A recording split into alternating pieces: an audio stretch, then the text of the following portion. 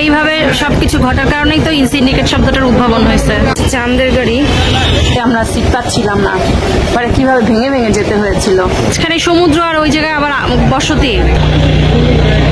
আসসালামু আলাইকুম, কেমন আছেন সবাই?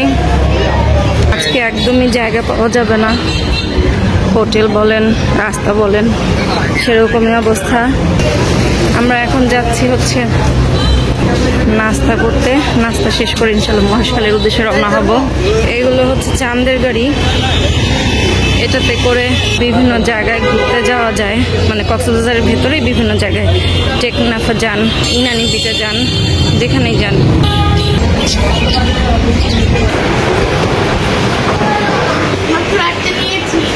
ওকে, এরা হচ্ছে, হ্যাঁ আমি আসতে একটু লেট করেছি বলতে সবাইকে রেডি করে বের করে দিয়েছি, দেরি হয়ে যাচ্ছে বলে। এখন তারা নাস্তা শুরু করেছে আর আমি হচ্ছে লাড্ডু। মজাদার নাস্তা, পরোটা সুন্দর, চেহারা সুন্দর। হ্যাঁ, এটা হচ্ছে পরোটা, ডিম ভাজা, তারপরে সবজি, মুগ ডাল। ওদের নাস্তা, ওদের তো খাবার দাবার মজা হয়, কিন্তু কালকে তো সব কিছু ছুটিতে ছিল বলে এই জন্য অনেক কিছু আমরা পাই নাই কালকে। যেটাই চেয়েছি সেটাই নেই, যেটাই চেয়েছি সেটাই নেই। ওকে, আমরা এখন নাস্তা শেষ করবো। নাস্তা শেষ করে ঝটপট করে ইনশাল্লাহ আমরা কোথার উদ্দেশ্যে রওনা হবো বলো তো? মহেশখালীর উদ্দেশ্যে রওনা হয়ে যাব আমরা ইনশাল্লাহ। ঠিক আছে, তাড়াতাড়ি আগে নাস্তাটা শেষ করি। ঠিক আছে না জনা? বাবু তুমি কি এক্সাইটেড মহেশখালী যাওয়ার জন্য? কারণ মহেশখালী যেতে হয় হচ্ছে সমুদ্রের মাঝখান দিয়ে, স্পিড বোটে করে যেতে হয়। Yes baby.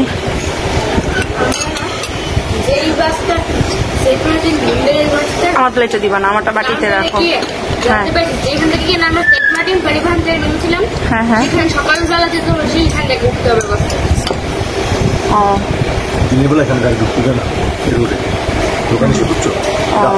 কারণ যে প্রচুর মানুষ থাকে তো, যে কোনো দুর্ঘটনা ঘটতে পারে, এই জন্যই হয়তো বা দিনের বেলা ঢুকতে দেয় না।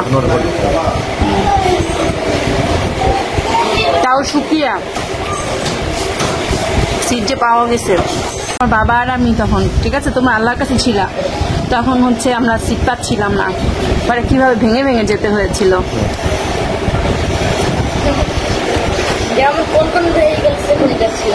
না, আমরা তখন কক্সবাজার চিটাং মিলায় 9 দিন ছিলাম টোটাল। তোমার বাবার ছুটি ছিল তখন, হচ্ছে সব কিছু বন্ধ ছিল, হচ্ছে 13 দিন না 12 দিন যেন ছিল। 13 দিনের দিন খুলেছিল। আন্দোলন ছিল, আন্দোলন চলতো, বুঝছো? তখন যে টেকনাফ তেঁতুলের ওদিকে ঢোকা যেত না, টোটালি মানে ঝামেলা চলছিল।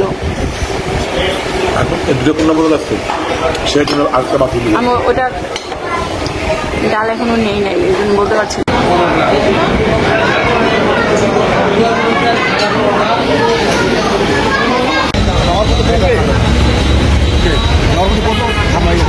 ওকে চলো। মানুষ বেশি হলে তো চাঁদের গাড়িতে করে যাওয়া যেত না? যেহেতু আমরা মানুষ হচ্ছে অর্ধেক হচ্ছে 2 জন আর পুরো হচ্ছে 1 জন। আচ্ছা, এই জায়গাগুলো রাতের বেলা শেয়ার করবো আপনাদের সাথে, তখন আপনারা দেখতে পারবেন। মানে এখন নামগুলো খুব ক্লিয়ার বোঝা যায় না, আমি পড়লে তাহলে বুঝতে পারবেন। দিনের আলো এই কারণে, আর রাতের বেলা হচ্ছে লাইটিং থাকে, পুরো নামগুলো স্পষ্ট বোঝা যায়, চারো সাইডে অন্ধকার হওয়ার কারণে। আমরা এখন রওনা করেছি হচ্ছে 6 নম্বর ঘাট মহেশখালী যাওয়ার জন্য। ঠিক আছে না? আমরা নাস্তা করতে যে জায়গায় গিয়েছিলাম সেখান থেকে ঘুরে তারপরে আবার ওদিকে যেতে হচ্ছে আর কি। এখন শুধু মানুষ আর মানুষ, আর সন্ধ্যার পর আপনারা দেখতে পারবেন যে কি পরিমাণ মানুষ হয়। বিমানবন্দর এরিয়াতে ঢুকে পড়েছি আমরা। গাছ, বাগান বিলাস, রাস্তাগুলো তো অনেক সুন্দর, নিট অ্যান্ড ক্লিন। রাস্তা যেমনই হোক কিন্তু নিট অ্যান্ড ক্লিন। আরে ছেলের সানগ্লাস ঠিক করা জরুরি, দেখছো ছেলে বালুর কারণে কেমন করছে। সবই বন্ধ, ঝামেলায় পড়ে গেলাম।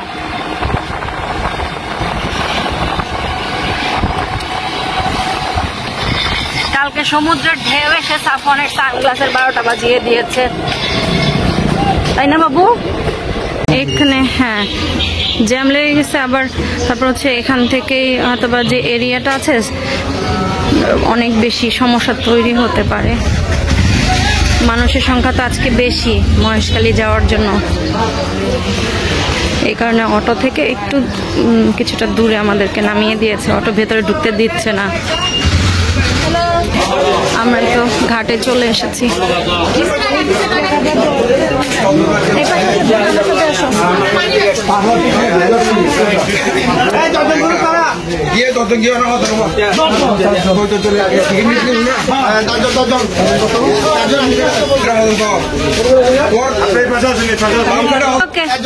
এই যে আমরা আছি, এই যে 4 জন।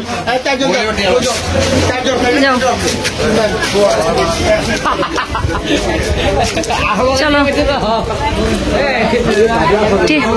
এখান থেকে কি স্পিড বোর্ডের, তাহলে এটা কিসের টাকা? ও আচ্ছা, ঘাটে ঢোকার জন্য টোল। এটা কি ওই যে অন্য সব সেতুতে যেটা দিতে হয়, মানে এই রাস্তার টোল এটা? হ্যাঁ, এই যে এই ওদের কাছে ওই স্ক্রুটা লাগানোর ইয়েটা আছে কিনা সেটা একটু দেখো তো। যে অবস্থা, হ্যাঁ এদিকে তাকাও।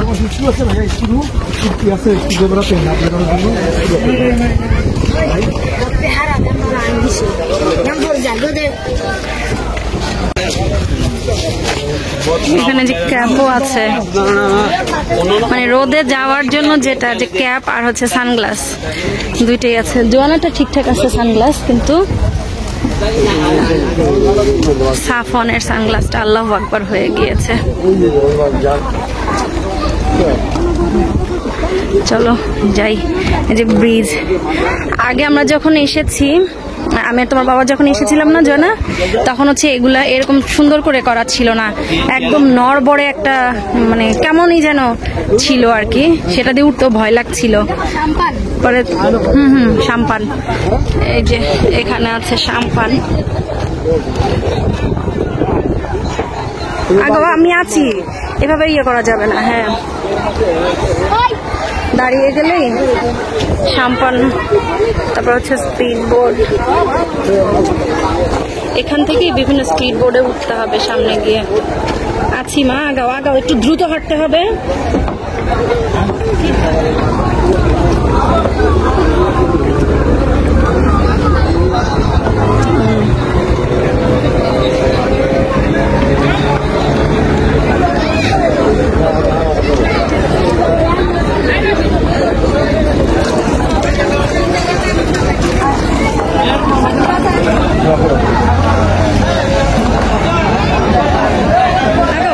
কিছু নেই মা, ছোট ছোট বাচ্চারা হাত ছাড়াও হেঁটে যাচ্ছে।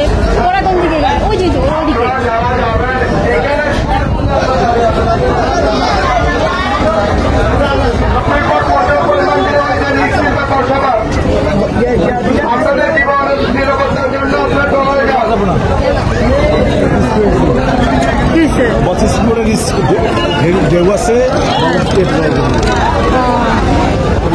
মানে এই জন্য স্পিড বোট যাবে না। ট্রলার কি রিস্কি না?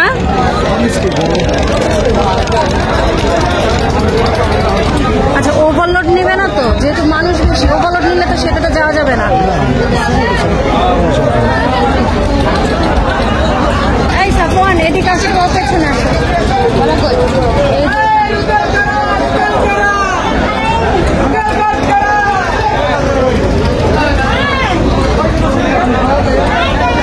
মহেশখালী যাওয়ার জন্য আমরা 6 নম্বর ঘাটে এসে পৌঁছেছি। এই ঘাটটির নাম হচ্ছে মহেশখালী 6 নম্বর ঘাট। অটো, সিএনজি, চান্দের গাড়ি যেটাতে করে আসেন না কেন, আপনাদেরকে বলতে হবে মহেশখালী 6 নম্বর ঘাট। এখান থেকে আপনাকে মহেশখালী যেতে হলে একটি স্পিড বোট অথবা ট্রলার ঠিক করতে হবে। মানুষ বেশি হলে স্পিড বোট আপনি একাই নিতে পারবেন, আর ট্রলার হলে তো অনেকের সাথে শেয়ার করে যেতে হবে।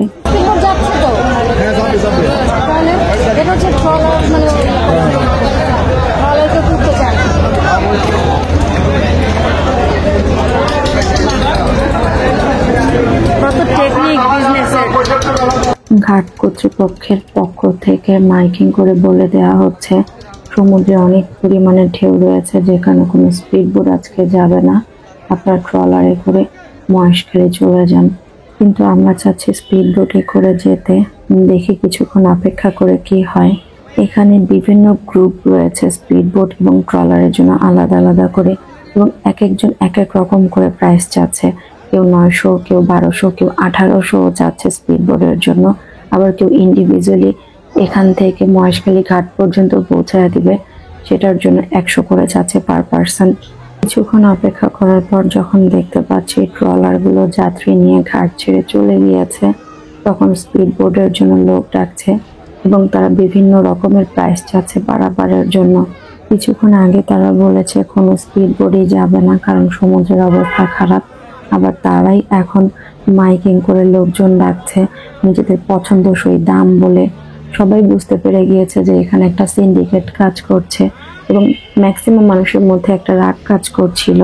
ওরা সবাই বলছে যে আজকে যেহেতু মানুষের সংখ্যা অনেক বেশি, এ কারণেই তারা এক এক সময় এক এক ধরনের আচরণ করছে।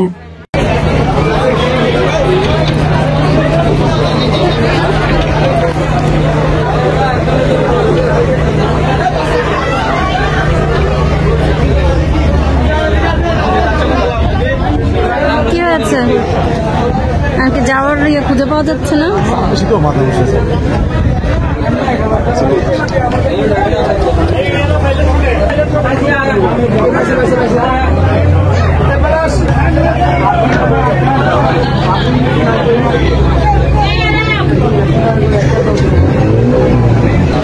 যে সিন্ডিকেট শব্দটা তো আর এমনি এমনি উদ্ভাবন হয় নাই, এইভাবে সবকিছু ঘটার কারণেই তো সিন্ডিকেট শব্দটার উদ্ভাবন হয়েছে।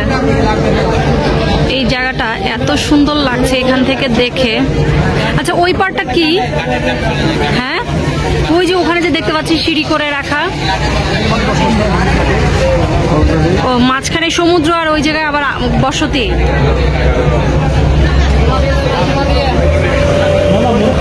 ছেড়ে যাচ্ছে, কেউ আসছে।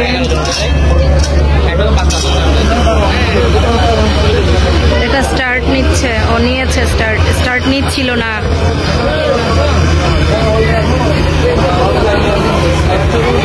আসলে এরকম 2-4 জন ঘুরতে আসার থেকে মানে গ্রুপ আকারে যদি 8 জন 9 জন বা এরকম একটা 10 জন 12 জন করে ঘুরতে আসা যায়, তাহলে হচ্ছে এই সমস্ত জায়গায় আর কি ভালো।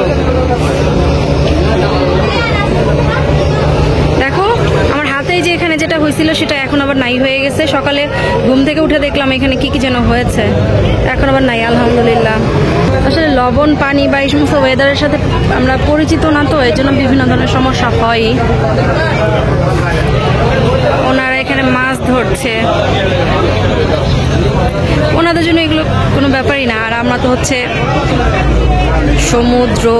সমুদ্র দেখতে হবে, আর তারা হচ্ছে নদী বলে, সমুদ্রকে নদী বলে, আমরা তো সমুদ্র বলি। আর তারা বলে হচ্ছে নদীর পাড়ে ঘর, নদীর পাড়ে বাড়ি। আর এই যে অটোতে করে আসলাম সেও বলতেছিল যে নদীর পাড়ে আমার বাড়ি।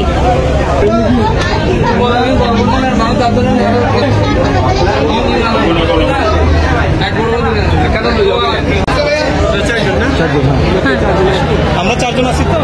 চলো আসো।